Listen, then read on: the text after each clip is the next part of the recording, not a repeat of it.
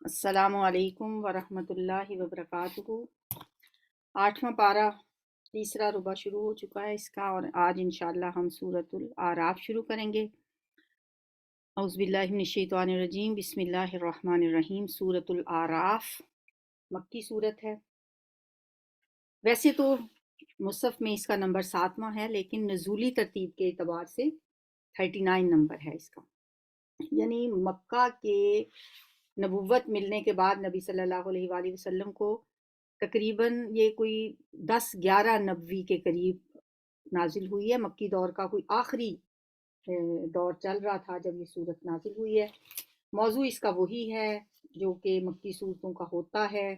مکی صورتوں میں عموماً توحید اور رسالت اور آخرت کا ذکر ہوتا ہے۔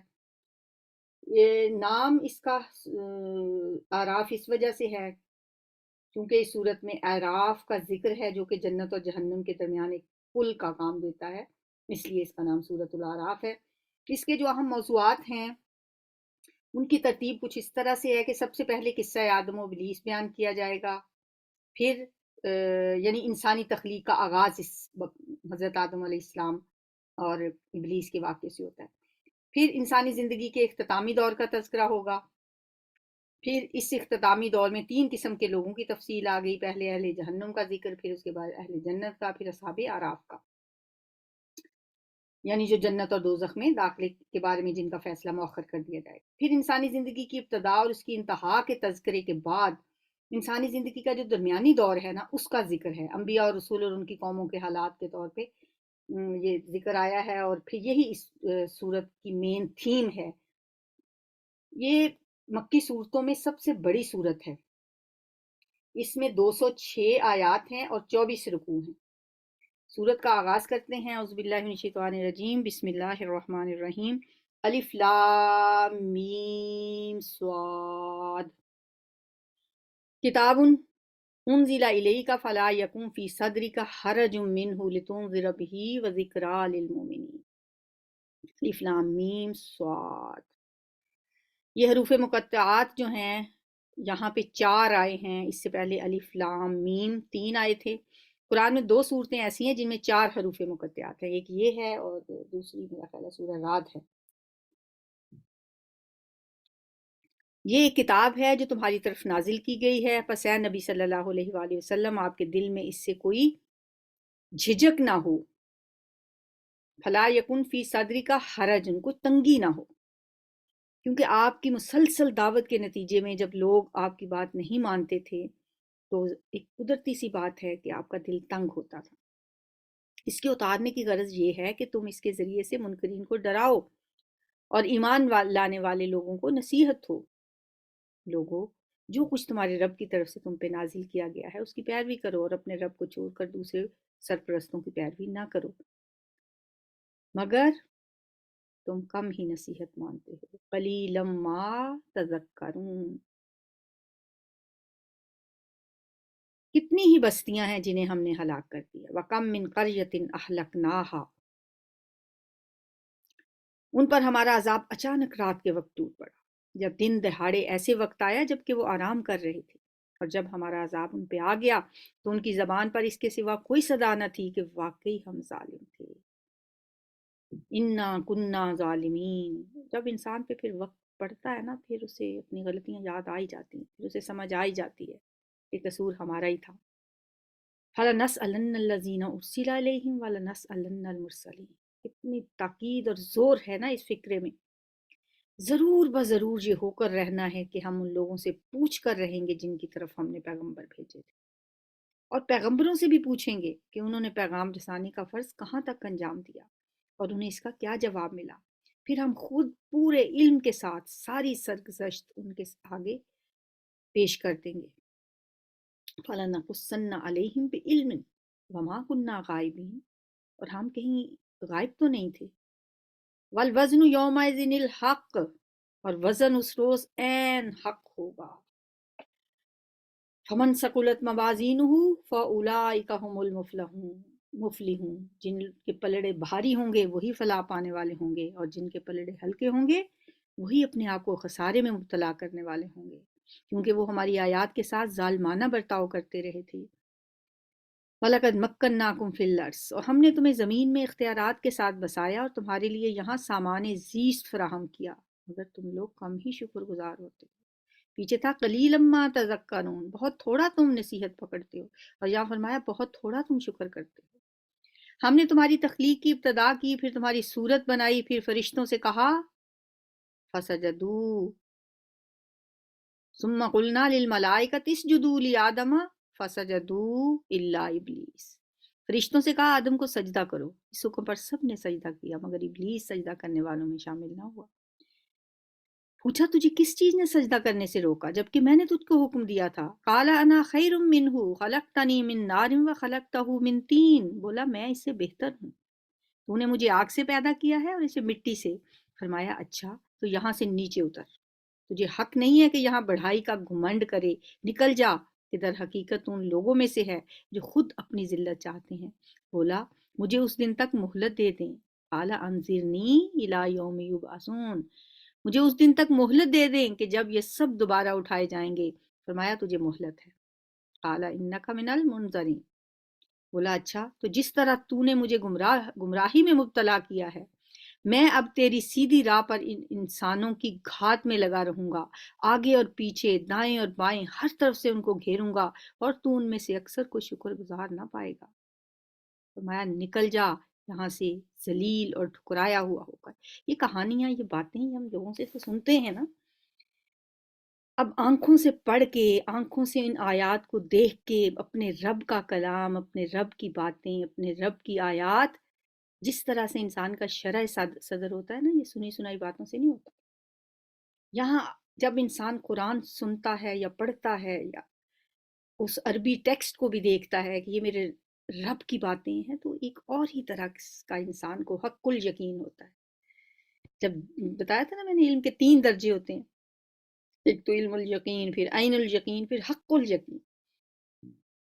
تو اللہ تعالیٰ نے فرمایا اخرج منہا مذءوما مدحورا لمن تبعک منہم لأملأن جہنم منکم اجمعین، یقین رکھ کہ ان میں سے جو تیری پیروی کریں گے تجھ سمیت ان سب سے جہنم کو بھر دوں گا۔ بڑی خوفناک بات ہے یہ۔ جو تیرے پیچھے چلے گا، بے شک اس نے سینہ ٹھونک کے کہا تھا کہ میں ان کے دائیں بائیں، آگے پیچھے، اوپر نیچے سے آؤں گا اور ان کو گمراہ کروں گا، اور ان میں سے کسی کو جنت میں جانے نہیں دوں گا، سب کو اپنے ساتھ جہنم میں لے کے جاؤں گا۔ تو اللہ نے فرمایا ٹھیک ہے، تمہیں مہلت ہے، جو تیرے پیچھے چلنے والے ہوں گے بس جہنم، پھر تجھ سے اور ان سب سے میں جہنم کو بھر کے رہوں گا۔ لیکن اللہ نے یہ بھی فرمایا تھا کہ جو میرے بندے ہوں گے نا، وہ تیرے پیچھے نہیں آئیں گے۔ فَيَا آدَمُ اسْكُنْ أَنْتَ وَزَوْجُكَ الْجَنَّةَ، اور اے آدم تو اور تیری بیوی دونوں اس جنت میں رہو، جہاں جس چیز کو تمہارا جی چاہے کھاؤ، مگر اس درخت کے پاس نہ بھٹکنا، ورنہ ظالموں میں سے ہو جاؤ گے۔ دیکھیں انسان کی تخلیق کے ساتھ ہی آزمائش شروع ہو گئی۔ وَلَا تَقْرَبَا هَٰذِهِ الشَّجَرَةَ، اس درخت کے قریب نہ جانا۔ دیکھو ہم جس باتوں میں الجھ جاتے ہوتے ہیں نا، وہ کوئی بہت ضروری باتیں نہیں ہوتی کہ یہ درخت کون سا تھا، کیسا تھا، وہ سٹا تھا یا وہ پودا تھا، تنے والا تھا، ہمیں اس سے کیا غرض۔ یہاں سیکھنے کی بات تو یہ ہے کہ اللہ نے ایک چیز سے منع کیا، انسان کا امتحان لیا اور وہ اس میں فیل ہو گیا۔ فلا تقربا هذه الشجرة، اس کے قریب نہ جانا، فتکونا من الظالمین، ورنہ تم دونوں ظالموں میں سے ہو جاؤ گے۔ اور دوسری بات یہاں دیکھنے کی یہ ہے کہ یہ جو الف ہے نا ساتھ، یہ دو کے لیے ہوتا ہے، مؤنث مثنیٰ کا صیغہ ہوتا ہے۔ یہاں بھی تم دونوں، یہاں بھی تم دونوں، لہما، یہ بھی الف، دونوں وسوسہ ڈال دیا ان دونوں کے لیے شیطان نے کہ ان کی شرمگاہیں جو ایک دوسرے سے چھپائی گئی تھیں ان کے سامنے کھول دے۔ اس نے ان سے کہا تمہارے رب نے تمہیں جو اس درخت سے روکا ہے اس کی وجہ اس کے سوا کچھ بھی نہیں کہ کہیں تم فرشتے نہ بن جاؤ یا تمہیں ہمیشگی کی زندگی حاصل نہ ہو جائے۔ اور اس نے قسم کھا کر ان سے کہا کہ میں تمہارا سچا خیر خواہ ہوں، انی لکما لمن الناصحین۔ اس طرح دھوکہ دے کر وہ ان دونوں کو رفتہ رفتہ اپنے ڈھب پر لے آیا۔ آخر کار جب انہوں نے اس درخت کا مزہ چکھا تو ان کے سطر ایک دوسرے کے سامنے کھل گئے۔ فلما ذاقا، پھر جب ان دونوں نے چکھ لیا، الشجرۃ، اس درخت کا ذائقہ۔ اب یہاں پھر الف ہے، مؤنث مثنیٰ کا صیغہ ہے، دونوں نے چکھا، لیکن ہمارے ہاں کون سے واقعات مشہور ہیں کہ حوا نے کھا لیا درخت، جو بھی وہ تھا، اناج تھا یا جو بھی تھا، حضرت حوا نے کھایا اور آدم کو بھی جنت سے نکلوا دیا۔ یہ پتہ نہیں سٹوریاں کہاں سے بنی ہوئی ہیں، جنت سے نکلوانے والی عورت ہے۔ یہاں اس کو پڑھ کے دیکھ لیں اللہ کیا فرما رہے ہیں۔ پھر جب ان دونوں نے ذاقا، اگر یہ الف نہ ہوتا تو پھر ہوتا کہ ایک آدم نے چکھا، ان دونوں نے چکھ لیا، بدت لہما، تو ظاہر ہو گئے ان دونوں کے لیے، ان کے سطر کھل گئے، اور انہوں نے تفقا یخصفان علیہما من ورق الجنتی، علیہما دونوں جگہ جگہ مثنیٰ کا صیغہ ہے، اور وہ اپنے جسموں کو جنت کے پتوں سے ڈھانکنے لگے، ورق الجنہ، جنت کے پتے جسم کو ڈھانکنے والے، جس سے انہوں نے اپنے سطر ڈھانپے تھے، شاید اسی نام سے لے کے کسی نے وہ ناول لکھا ہوا ہے، جنت کے پتے۔ تب ان کے رب نے انہیں پکارا، کیا میں نے تمہیں اس درخت سے نہ روکا تھا؟ الم انہکما ان تلکما الشجرۃ واقل لکما ان الشیطان لکما عدو مبین، اور نہ کہا تھا کہ شیطان تمہارا کھلا دشمن ہے؟ دونوں بول اٹھے، ربنا ظلمنا انفسنا وان لم تغفر لنا وترحمنا لنکونن من الخاسرین، اے ہمارے رب ہم اپنے اوپر ستم کر بیٹھے، اب اگر تو نے ہم سے درگزر نہ فرمایا اور رحم نہ کیا تو یقیناً ہم تباہ ہو جائیں گے۔ قال اہبطوا بعضکم لبعض عدو، فرمایا اتر جاؤ، تم ایک دوسرے کے دشمن ہو، اور تمہارے لیے خاص مدت تک زمین ہی میں جائے قرار اور سامان زیست ہے، اور فرمایا وہیں تمہیں جینا اور وہیں مرنا ہے، فیہا تحیون وفیہا تموتون ومنہا تخرجون، اور اسی میں سے تم کو آخر کار نکالا جائے گا۔ یا بنی آدم قد انزلنا علیکم لباسا، اے اولاد آدم ہم نے تم پر لباس نازل کیا ہے کہ تمہارے جسم کے قابل شرم حصوں کو ڈھانپے اور تمہارے لیے جسم کی حفاظت اور زینت کا ذریعہ بھی ہو۔ 3 مقاصد بتائے گئے ہیں یہاں لباس کے۔ پہلا کیا ہے؟ قابل شرم حصوں کو ڈھانپے، یواری سواتکم، تمہارے جسم کے قابل شرم حصوں کو ڈھانپے اور تمہارے لیے جسم کی حفاظت اور زینت کا ذریعہ ہو۔ وریشا، زینت کا ذریعہ ہو۔ پہلی چیز جو ہے اس کو تو ہم سرے سے ہی اہمیت ہی نہیں دیتے، قابل شرم حصوں کو ڈھانپنا۔ پھر دوسرا مقصد ہوتا ہے جسم کی حفاظت کرنا، اور تیسرا ہوتا ہے اس کی زینت۔ بس سارا زور ہم نے زینت پہ دے رکھا۔ تینوں مقاصد پورے ہونے چاہیے، لباس ایسا ہونا چاہیے، اور بہترین لباس تو تقویٰ کا لباس ہے۔ آپ لاکھوں کا لباس بھی پہن لیں، اگر تقویٰ کا لباس نہیں ہے تو وہ بے معنی ہے۔ یہ اللہ کی نشانیوں میں سے ایک نشانی ہے، شاید کہ لوگ اس سے سبق لیں۔ پھر یا بنی آدم، اے بنی آدم، ایسا نہ ہو کہ شیطان تمہیں پھر اسی طرح فتنے میں مبتلا کر دے جس طرح اس نے تمہارے والدین کو جنت سے نکلوایا تھا اور ان کے لباس ان پر سے اتروا دیے تھے تاکہ ان کی شرمگاہیں ایک دوسرے کے سامنے کھولے وہ، اور اس کے ساتھ ہی تمہیں ایسی جگہ سے دیکھتے ہیں جہاں سے تم انہیں نہیں دیکھ سکتے۔ ان شیاطین کو ہم نے ان لوگوں کا سرپرست بنا دیا ہے جو ایمان نہیں لاتے۔ انا جعلنا الشیاطین اولیاء للذین لا یؤمنون، جن کے دلوں میں ایمان نہیں ہوتا نا، پھر شیطان ان کے ساتھی بنتا۔ وَإِذَا فَعَلُوا فَاحِشَةً، یہ لوگ جب کوئی شرمناک کام کرتے ہیں تو کہتے ہیں ہم نے اپنے باپ دادا کو اسی طریقے پر پایا ہے اور اللہ ہی نے ہمیں ایسا کرنے کا حکم دیا ہے۔ ان سے کہو اللہ بے حیائی کا حکم کبھی نہیں دیا کرتا۔ کیا تم اللہ کا نام لے کر وہ باتیں کہتے ہو جن کے متعلق تمہیں علم نہیں ہے کہ وہ اللہ کی طرف سے ہیں؟ اے نبی ان سے کہو میرے رب نے تو راستی و انصاف کا حکم دیا ہے، اور اس کا حکم تو یہ ہے کہ ہر عبادت میں اپنا رخ ٹھیک رکھو اور اسی کو پکارو، اپنے دین کو اس کے لیے خالص رکھ کر، جس طرح اس نے تمہیں اب پیدا کیا ہے اسی طرح تم پھر پیدا کیے جاؤ گے۔ ایک گروہ کو تو اس نے سیدھا رستہ دکھا دیا ہے مگر دوسرے گروہ پر گمراہی چسپاں ہو کر رہ گئی ہے، کیونکہ انہوں نے اللہ کی بجائے شیاطین کو اپنا سرپرست بنا لیا ہے اور وہ سمجھ رہے ہیں کہ ہم سیدھی راہ پر ہیں۔ یا بنی آدم، تیسری دفعہ آ رہا ہے، اے بنی آدم خذوا زینتکم عند کل مسجد وکلوا واشربوا ولا تسرفوا انہ لا یحب المسرفین۔ ہر عبادت کے موقع پر اپنی زینت سے آراستہ رہو اور کھاؤ پیو اور حد سے تجاوز نہ کرو، اللہ حد سے بڑھنے والوں کو پسند نہیں کرتا۔ ایک تو اس میں یہ بات ہے کہ نماز کے لیے، مسجد کے لیے بہترین لباس کا انتخاب کرنا چاہیے۔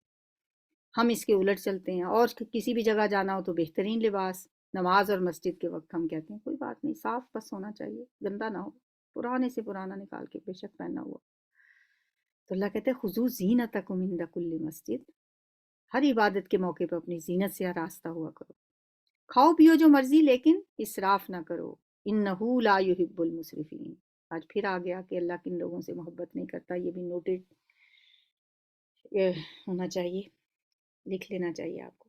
قل من حرم زینت اللہ التی اخرج لعبادہ والطیبات من الرزق، کیا نبی ان سے پوچھو کس نے اللہ کی اس زینت کو حرام کر دیا جسے اللہ نے اپنے بندوں کے لیے نکالا تھا، اور کس نے اللہ کی بخشی ہوئی پاک چیزیں ممنوع کر دیں؟ کہو یہ ساری چیزیں دنیا کی زندگی میں بھی ایمان لانے والوں کے لیے ہیں، اور قیامت کے روز تو خالصتاً انہی کے لیے ہوں گی۔ اس طرح ہم اپنی باتیں صاف صاف بیان کرتے ہیں ان لوگوں کے لیے جو علم رکھتے ہیں۔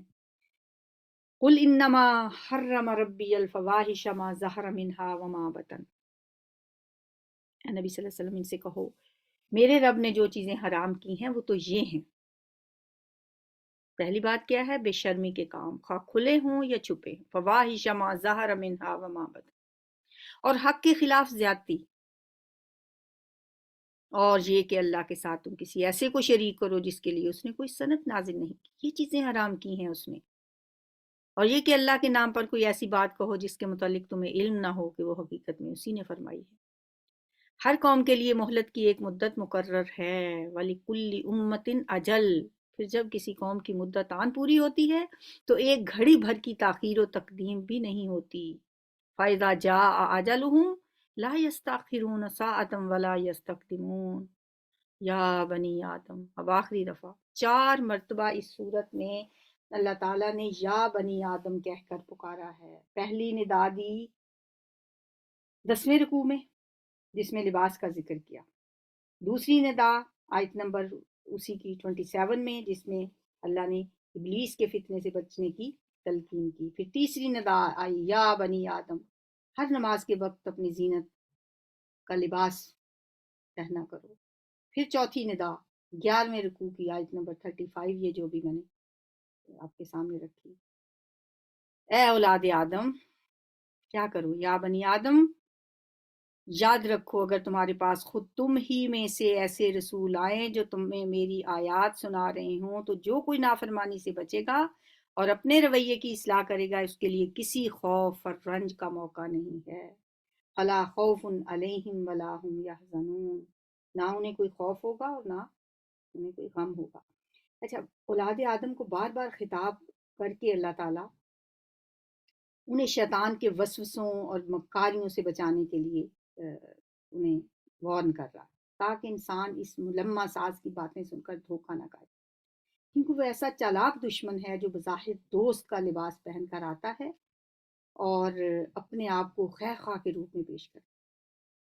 اسے حق کو باطل اور باطل کو حق، شر کو خیر اور خیر کو شر بنا کر پیش کرنے کا فن آتا ہے، اور کچھ لوگ بھی یہی کام کر رہے ہیں، وہ بھی دراصل شیطان ہی کے ایجنٹ ہیں۔ اچھا، جو 4 ندائیں اللہ نے دی ہیں یا بنی آدم، ان میں پہلی جو 3 ندائیں ہیں وہ لباس کے بارے میں ہیں۔ ان میں سے دوسری میں یہ بتایا گیا کہ ابلیس نے حضرت آدم اور حضرت حوا کے لباس اتروا دیے تھے اور ان کے ستر کھلوا دیے تھے۔ تو ابلیس کا سب سے بڑا ہدف یہی ہے کہ اولاد آدم کو شرم و حیا کے لباس سے محروم کر دے اور انہیں فحاشی کی راہ پہ لگا دے۔ ستر کے تقاضے پورے کرنے والا لباس انسان کو حیوان سے ممتاز کرتا ہے نا، جانوروں سے ممتاز کرتا ہے، کیونکہ حیوان جو ہے وہ تو ننگا ہی پیدا ہوا اور زندگی بھر ننگا ہی رہتا ہے، جبکہ انسان کو اللہ نے لباس کے ساتھ عزت اور فضیلت بخشی ہے۔ آج ہم کدھر جا رہے ہیں؟ ان آیات کی روشنی میں اپنے آپ کو دیکھیں ذرا۔ آج مغربی میڈیا کے ذریعے بے حیائی کے جو سیلاب امٹ کے آ رہے ہیں، عورت کی آزادی کے نام پہ جو حیا باختگی کی فضا دیکھنے میں آتی ہے، اس سے پتہ چلتا ہے کہ قرآن نے لباس کے بارے میں تاکید کیوں اختیار کی ہے، کیوں بار بار اللہ تعالیٰ نے بتایا ہے کہ لباس کے معاملے میں شیطان کو فالو نہ کرو۔ والذین کذبوا بآیاتنا واستکبروا عنہا اولئک اصحاب النار هم فیہا خالدون، اور جو لوگ ہماری آیات کو جھٹلائیں گے اور ان کے مقابلے میں سرکشی برتیں گے وہی اہل دوزخ ہوں گے جہاں وہ ہمیشہ ہمیشہ رہیں گے۔ آخر اس سے بڑا ظالم اور کون ہوگا جو بالکل جھوٹی باتیں گھڑ کر اللہ کی طرف منسوب کر دے؟ یا اللہ کی سچی آیات کو جھٹلائے، ایسے لوگ اپنے نوشتہ تقدیر کے مطابق اپنا حصہ پاتے رہیں گے، یہاں تک کہ وہ گھڑی آ جائے گی جب ہمارے بھیجے ہوئے فرشتے ان کی روحیں قبض کرنے کے لیے پہنچیں گے۔ حتیٰ اذا جاءتہم رسلنا یتوفونہم قالوا، وہ کہیں گے این ما کنتم تدعون من دون اللہ، بتاؤ اب کہاں ہیں تمہارے وہ معبود جن کو تم اللہ کے سوا پکارا کرتے تھے؟ وہ کہیں گے سب ہم سے گم ہو گئے، قالوا ضلوا عنا، اور وہ خود اپنے خلاف گواہی دیں گے کہ ہم واقعی منکر حق تھے۔ قال ادخلوا، اللہ فرمائے گا جاؤ تم بھی داخل ہو جاؤ، فی امم قد خلت من قبلکم من الجن والانس فی النار، تم بھی اسی جہنم میں چلے جاؤ جس میں تم سے پہلے گزرے ہوئے گروہ جن و انس جا چکے ہیں۔ ہر گروہ جب جہنم میں داخل ہوگا تو اپنے پیش رو گروہ پر لعنت کرتا ہوا داخل ہوگا، حتیٰ کہ جب سب وہاں جمع ہو جائیں گے تو ہر بعد والا گروہ پہلے گروہ کے حق میں کہے گا کہ اے رب یہ لوگ تھے جنہوں نے ہمیں گمراہ کیا تھا، یعنی کہ یہ پہلے یہ کام کر رہے تھے، برائیاں کر رہے تھے، ہم بھی ان کے پیچھے چلتے رہے، لہٰذا انہیں آگ کا دوہرا عذاب دیا جائے، انہوں نے ہمیں گمراہ کیا ہے، انہیں آگ کا دوہرا عذاب دیا جائے۔ سورہ راف نا بڑی منظر کشی بہت ہے اس میں، بہت خوبصورت انداز ہے، ایسے لگتا ہے کہ انسان وہیں پہنچ گیا اسی جگہ پہ۔ یعنی اب دیکھیں ان آیات کو پڑھتے ہوئے کیا لگ رہا ہے کہ اللہ تعالیٰ کہے گا جنت جہنم میں تم بھی داخل ہو جاؤ جہاں پہلے گروہ جا چکے ہیں، جب وہ وہاں جائیں گے تو جو پہلے گروہ وہاں ہوں گے ان پہ وہ لعنت کرتے ہوئے جائیں گے اور جا کے کہیں گے یا اللہ ان لوگوں نے ہمیں گمراہ کیا تھا، انہیں ہم سے دگنا عذاب دیا جائے۔ جواب میں ارشاد ہوگا ہر ایک کے لیے دگنا ہی عذاب ہے مگر تم جانتے نہیں ہو۔ اور پہلا گروہ دوسرے گروہ سے کہے گا اگر ہم قابل الزام تھے تو تمہیں کو ہم پر کون سی فضیلت حاصل تھی، اب اپنی کمائی کے نتیجے میں عذاب کا مزہ چکھو۔ یقین جانو جن لوگوں نے ہماری آیات کو جھٹلایا ہے اور ان کے مقابلے میں سرکشی کی ہے ان کے لیے آسمان کے دروازے ہرگز نہ کھولے جائیں گے۔ یہ دیکھیں کون سے لوگ ہیں جن کے لیے نہ آسمان کے دروازے نہ کھولے جائیں گے، ان الذین کذبوا بآیاتنا، جنہوں نے ہماری آیات کو جھٹلایا اور تکبر کیا۔ تکبر کرنے والے، اللہ کی آیات کی پرواہ نہ کرنے والے، جھٹلانا ہی ہوتا ہے نا، آیات پڑھ لینا، سمجھ لینا، جان لینا، اس پہ عمل ہی نہ کرنا، تو یہ جھٹلانا ہی ہے نا، یہ عملی جھٹلانا ہے۔ کتنی سخت بات ہے، لا تفتح لہم ابواب السماء ولا يدخلون الجنت، نہ تو ان کے لیے آسمان کے دروازے کھلیں گے نہ وہ جنت میں داخل ہوں گے، ان کا جنت میں جانا ایسا ہی ناممکن ہے جتنا سوئی کے ناکے سے اونٹ کا گزرنا۔ سوئی میں ہم دھاگا ڈالتے ہیں نا تو دھاگا نہیں ڈالا جاتا، اتنی باریک اس کی ہوتی ہے نوک۔ تو اللہ فرماتے ہیں جیسے سوئی کے ناکے میں سے اگر اونٹ گزر سکتا ہے نا تو یہ متکبر اور جو آیات کو جھٹلانے والے ہیں پھر سوچ لو کہ وہ جنت میں جا سکتے ہیں، ورنہ نہیں۔ مجرموں کو ہمارے ہاں ایسا ہی بدلہ ملا کرتا ہے، ان کے لیے تو جہنم کا بچھونا ہوگا اور جہنم ہی کا اوڑھنا، یہ ہے وہ جزا جو ہم ظالموں کو دیا کرتے ہیں۔ استغفر اللہ، اللہم لا تجعلنا منہم، یا اللہ ہمیں ان لوگوں میں شامل نہ کرنا، بخلاف اس کے جن لوگوں نے ہماری آیات کو مان لیا اور اچھے کام کیے، اور اس باب میں ہم ہر ایک کو اس کی استطاعت ہی کے مطابق ذمہ دار ٹھہراتے ہیں۔ لا نکلف نفسا الا وسعها، وہ اہل جنت ہیں جہاں وہ ہمیشہ رہیں گے، ان کے دلوں میں ایک دوسرے کے خلاف جو کچھ کدورت ہوگی اسے ہم نکال دیں گے۔ وَنَزَعْنَا مَا فِي صُدُورِهِم مِّنْ غِلٍّ، دنیا میں کتنی قدورتیں ہوتی ہیں، ہمارے سگے بہن بھائی، سگے قریبی رشتے ایک دوسرے کے خلاف دلوں میں بڑے غل پالے ہوئے ہوتے ہیں، اللہ فرماتے ہیں اس دن ہم ساری قدورتیں، سارے غل نکال دیں گے اور انہیں جنتوں میں داخل کریں گے جہاں وہ ہمیشہ رہیں گے، ان کے نیچے نہریں بہتی ہوں گی اور وہ کہیں گے الحمدللہ الذی ہدانا لہذا۔ وہ آیت ہے جو ہم ہمیشہ پڑھتے ہیں، بہت پسندیدہ میری آیت ہے اور سب کی پسندیدہ ہوگی، کیونکہ جنت کے دروازے پہ کھڑے ہو کے مومن یہی صدا لگائے گا الحمدللہ الذی ہدانا لہذا، اللہ تیرا شکر، سب تعریف تیرے لیے کہ تو نے ہمیں رستہ دکھایا، ہم خود یہ راہ نہ پا سکتے تھے اگر اللہ ہماری رہنمائی نہ کرتا۔ سبحان اللہ، وہاں جا کے انسان کو پتہ چل جائے گا کہ یہ میرے यहाँ तक पहुंचना और इतनी बड़ी कामयाबी हासिल करना, ये मेरे बस का काम तो था ही नहीं। इसके लिए अल्लाह की तौफीक के चाहिए थी, जो अल्लाह ने मुझे अता कर दी। आज भी हम अल्लाह से तौफीक ही मांगें, अल्लाह का फजल मांगें, उसकी रहमत मांगें कि या अल्लाह अपनी रहमत से हमें उस जन्नत तक पहुंचा देना, और हम भी वहां खड़े होकर कहें अल्हम्दुलिल्लाहिल्लज़ी हदाना लिहाज़ा वमा कुन्ना लिनहतदिया लौला अन हदानल्लाह। हम कहाँ पहुंच सकते थे यहाँ तक अगर हमारा रब हमारी रहनुमाई ना करता। हमारे रब के भेजे हुए रसूल वाकई हक ही लेकर आए थे। लक़द जात रसूल रब्बिना बिल हक वनूदू, और उस वक्त पुकारा जाएगा जब वो ये अल्लाह की तारीफ कर रहे होंगे ना, तो अल्लाह ताला क्या कहेंगे? निदा आएगी कि ये जन्नत जिसके तुम वारिस बनाए गए हो, तुम्हें उन अमाल के बदले में मिली है जो तुम करते रहे थे। बंदा कहता है या अल्लाह तेरे करम से, तेरे फजल से, तेरी अता से ये जन्नत मुझे मिली। और अल्लाह का देखें कि वो बंदे को, उसको क्रेडिट दे रहा है, बिमा कुन तुम तामलून, है मेरे बंदे ये तो तुम्हारे किए का नतीजा मिला, ये तो तुम्हारे अमाल का नतीजा निकला है, ये तुम्हारे अमल ही ऐसे थे कि तुम्हें ये जन्नत मिल गई। सुबहान अल्लाह, इससे बड़ा किसी को क्रेडिट मिल सकता है? दुनिया में अगर कोई किसी को कुछ देता भी है ना, आप देखे होंगे अखबारों में वॉशिंग वो सिलाई मशीनें तकसीम की जा रही होती हैं, यूं लगता है कि जैसे पता नहीं कौन सा बड़ा कारनामा ये सर अंजाम दे रहे हैं, कितना बड़ा एहसान कर रहे हैं इन गरीबों पे, कि जिनको दे के पूरी दुनिया को दिखा रहे हैं कि ये देखें हम इनको दे रहे हैं, हमारा इतना एहसान है इनके ऊपर। ये बंदा है, वो रब है।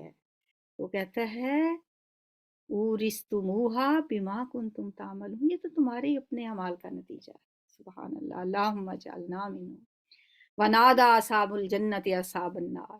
फिर ये जन्नत के लोग दोज़ख वालों से पुकार कर कहेंगे, हमने उन सारे वादों को ठीक पाया जो हमारे रब ने हमसे किए थे। क्या तुमने भी इन वादों को ठीक पाया जो तुम्हारे रब ने तुमसे किए थे?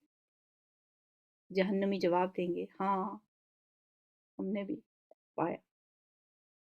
कालू नाम, हाँ वो जवाब देंगे हाँ। तब एक पुकारने वाला उनके दरमियान पुकारेगा, क्या कहेगा? फ़अज़्ज़न मुअज़्ज़िनुम बैनहुम अन लानतुल्लाहि अलल ज़ालिमीन, अल्लाह की लानत हो इन जालिमों पर जो अल्लाह के रास्ते से लोगों को रोकते और उसे टेढ़ा करना चाहते थे। यसुद्दून अन सबीलिल्लाहि व यबगूनहा इवजा व हुम बिल आखिरति काफिरून, और आखिरत के मुनकर थे।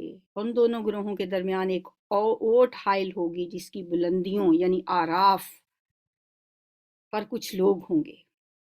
आराफ उसकी बुलंदियों पर ये हर एक को उसके क्याफे से पहचानेंगे। कुल्लम बिसीमाहुम यारिफून कुल्लम बिसीमाहुम। अब देखें, एक तरफ जन्नत है, एक तरफ जहन्नुम है। हम ये एज्यूम ही कर सकते हैं ना, एक अपना एक जहन में एक हम एक नक्शा बनाते हैं कि एक जन्नत है।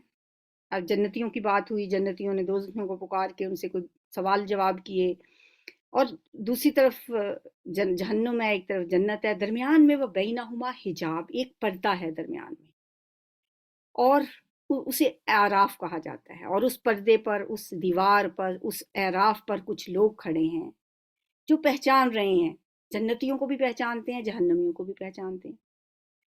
और जन्नत वालों से वो कहते हैं सलामुन अलैकुम, तुम पे सलामती हो। ये लोग जन्नत में दाखिल तो नहीं हुए मगर उसके उम्मीदवार हैं। कौन? आराफ वाले। लम यदखुलूहा वहुम यतमाऊन, तमा रखते हैं कि अल्लाह हमें कभी ना कभी इधर पहुंचा ही देगा। देखिए, सोचें कि उस वक्त इंसान खड़ा क्या सोच रहा होगा। एक तरफ जहन्नुम है, एक तरफ जन्नत है। जहन्नुम को देखता है तो कहता है शुक्र है मैं इससे तो बच गया। जन्नत को देखता है एक तमा, एक लालच, शायद कोई और अच्छे काम कर लिए होते।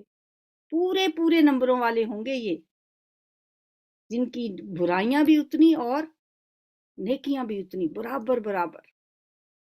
तो वल वजन यौमाइज़िनिल हक, उस दिन वजन हक होगा। नेकियां भी तोली जाएंगी, बुराइयां भी तोली जाएंगी। अब दोनों चीजें बराबर हो गई। जैसे होता है ना कि एंट्री टेस्ट होता है, कभी कोई मेडिकल के स्टूडेंट कहते हैं जी एक पॉइंट से, एक नंबर भी नहीं, जरा से पॉइंट से उसका दाखिला रह गया। अब वो क्या सोचता है कि एक नंबर, आधा नंबर कहीं से मुझे मिल जाता है। तो ये भी कुछ ऐसा ही सोचते होंगे। लम यदखुलूहा, جنت میں داخل تو نہیں ہوئے، وہم یطمعون، اس کی امید تو رکھے ہوئے ہیں۔ وَإِذَا صُرِفَتْ أَبْصَارُهُمْ تِلْقَاءَ أَصْحَابِ النَّارِ، اور جب ان کی نگاہیں دوزخ والوں کی طرف پھریں گی، قالو کہیں گے ربنا لا تجعلنا مع القوم الظالمین، اے ہمارے رب ہمیں ان ظالم لوگوں میں شامل نہ کرنا، یا اللہ ہمیں بھی ان ظالم لوگوں میں شامل نہ کرنا، یا اللہ ہمیں عراف پہ بھی نہ لے کے جانا، ہمیں بس جنت میں بغیر حساب کے داخل کر دینا۔ اللہم انا نسألک رضوانک والجنہ ونعوذ برحمتک من النار۔ اللہم انا نسألک رضوانک والجنہ، یا اللہ ہم تجھ سے تیری رضا اور تیری جنت کا سوال کرتے ہیں، ونعوذ برحمتک من النار، اور تیری رحمت سے آگ سے پناہ مانگتے ہیں۔